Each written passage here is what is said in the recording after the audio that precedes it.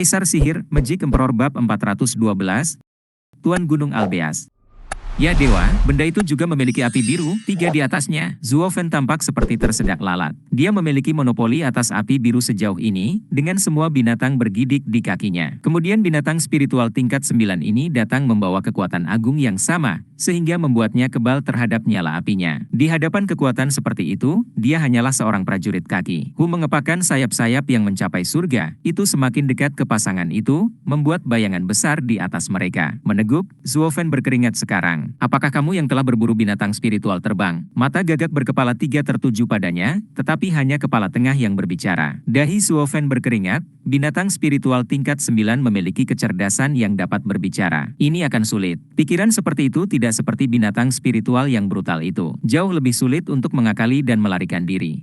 Gu Santong memotongnya sebelum Zuofen bisa mengatakan apa-apa, berteriak dengan bangga, "Itu kami." "Bagaimana dengan itu?" "Oh tidak, jangan dengarkan omong kosong anak kecil. Kami, tidak membunuh siapapun, hihihi." Menutup mulut anak itu, Zuofen menyeka alisnya sambil tersenyum. Hatinya semakin tenggelam. Agar gagak berkepala 3 bertanya tentang perburuan, dia pasti datang untuk menyelesaikan skor tidak diragukan lagi. Pilihan terbaiknya adalah menyeretnya keluar, berbohong, dan menipu sambil menunggu saat yang tepat untuk melarikan diri demi hidup mereka. Siapa yang waras akan pernah mengakui, Sanzi muda masih sangat polos. Dibandingkan dengan rubah-rubah di Tianyu, dia sama kasarnya dengan binatang buas di pegunungan Albeas. Kepala gagak berkepala 3 bertukar pandang dan mengangguk. Ia menemukan api biru pada Zuofen familiar. Ya, tidak apa-apa. Ayo, tuanku ingin melihatmu. Menguasai. Binatang spiritual tingkat 9 memiliki master.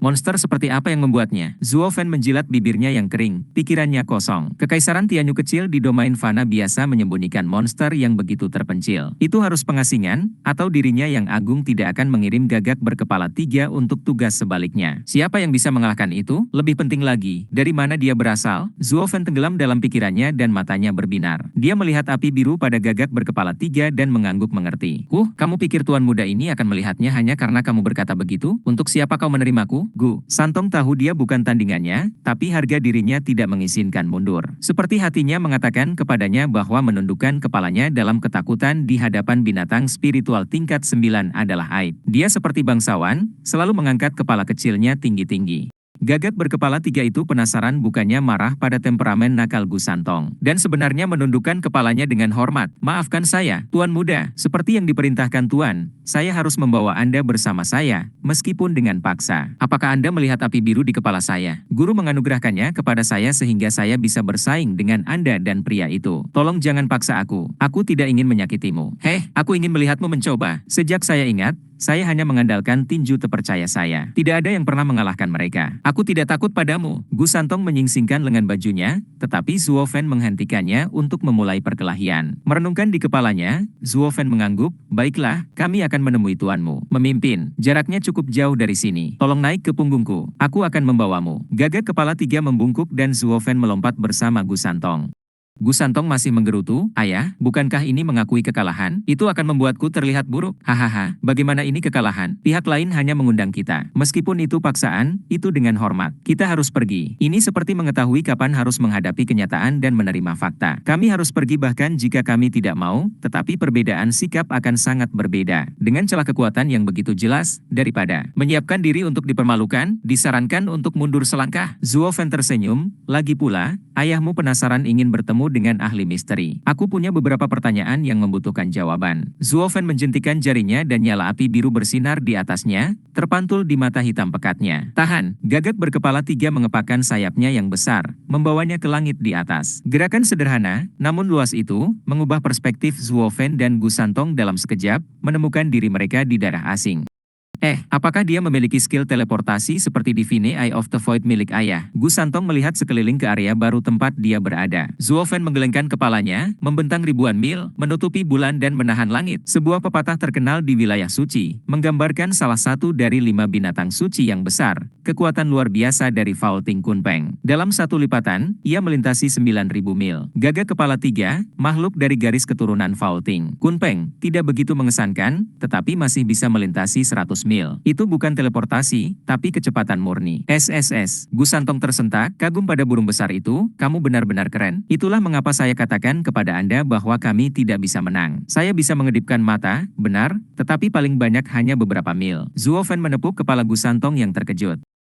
Ekor gagak berkepala 3 yang lincah menunjukkan suasana hatinya yang baik bahkan dengan ekspresi beku saat dia dengan rendah hati berkata, kamu terlalu baik. Trik ruang tamu seperti itu bukan apa-apa bagimu, Tuan Muda. Gagak terbang lebih dalam ke pegunungan Albeas. Binatang spiritual di sepanjang jalan melihat kakak tertua mereka lewat dan menundukkan kepala mereka sebagai penghormatan, bahkan binatang spiritual tingkat 9. Bahkan binatang buas spiritual berburu berhenti untuk menunjukkan rasa hormat mereka. Ini adalah kekuatan yang dimilikinya di sini, terutama karena nyala api biru. Agar api biru mendorong ketakutan ke binatang spiritual tingkat 9 juga, itu berarti. Zuo Fen menyipitkan mata. Melirik ke sekeliling dia melihat raja binatang buas, binatang spiritual tingkat 6, sedang dimangsa dan menyebabkan pemandangan yang mengejutkan. Yang lebih mengejutkan adalah bagaimana domain fana memiliki tempat dengan begitu banyak binatang spiritual tingkat tinggi.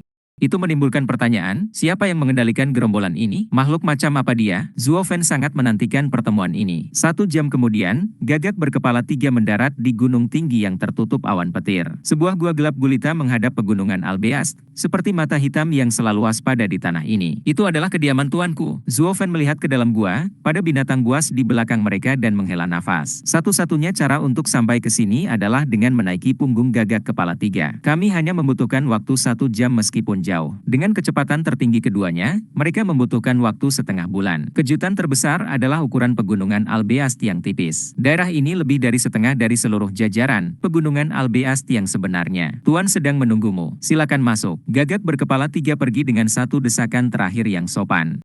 Zuo Fen dan Gu Santong mengangguk, melangkah ke dalam gua. Keduanya adalah pria pemberani, apapun yang terjadi, kami siap. Dia tidak akan bisa mengalahkan mereka, itu sudah pasti. Bahkan jika pria itu ingin mereka mati, jadi yang terbaik adalah langsung menyerang. Tetapi karena dia telah mengirim gagak berkepala 3 untuk membimbing mereka ke sini, dia seharusnya bersikap baik. Mungkin, keduanya memasang wajah permainan mereka. Bingkai biru menyala, menyinari seluruh gua. Cahaya biru mengungkapkan sebuah singgasana dan duduk di atasnya adalah sosok yang dikenal Zuo Fen dalam mimpinya. Dia adalah pria parubaya kekar dengan pakaian biru. Dia memiliki janggut tipis dan seringai menyeramkan. Hahaha. Anakku, kita bertemu lagi. Anda, Zuo Fen balas tersenyum. Sementara itu, 1000 meter di bawah kota naga terkurung, di sebuah ruang besar, sebuah susunan aneh terukir di lantai. 9 naga emas sepanjang 3 meter tergeletak dalam pola di sekitarnya. Rantai emas yang keluar dari mulut mereka mengikat mereka ke pusat susunan.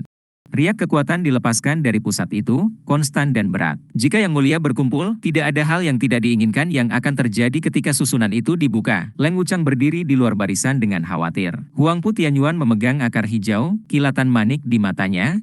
Jika kakek nenek itu tahu kami memiliki akar bodi dan dapat berlatih di tubuh berlian 9 naga, mereka akan mengatakan kepentingan rumah didahulukan dan memilih kandidat terbaik untuk melatih di dalamnya. Mereka akan melatih Huang Pu Fenglei di sini dan mengancam posisi saya. Dengan saya bergerak di belakang mereka, akan segera terlambat bahkan jika mereka menemukan dan mereka pada akhirnya akan mematuhi kata-kata saya. Yang terkuat di gerbang kekaisaran dan kekaisaran pada akhirnya adalah aku, hahaha. Meskipun begitu, jangan ragu, Tuan Leng. Mulai. Huang Pu Tianyuan memotong kekhawatiran Leng Wuchang. Leng Wuchang menghela nafas dan tangannya bergerak. Wus, dalam sekejap emas, 9 naga menarik rantai untuk mengungkapkan sebuah gua terang yang melepaskan raungan naga. Huang Pu Tianyuan senang dengan setiap langkah, bergegas masuk. Mulut gua yang bercahaya segera disegel kembali. Saat rantai bergerak, hanya Leng Wuchang yang ditempa dengan kekhawatiran melihat ketenangan. Jika Huang Pu Tianyuan tidak bisa menguasai keterampilan itu, segelnya akan pecah dan 8 naga bahkan akan menghancurkan Yang Mulia.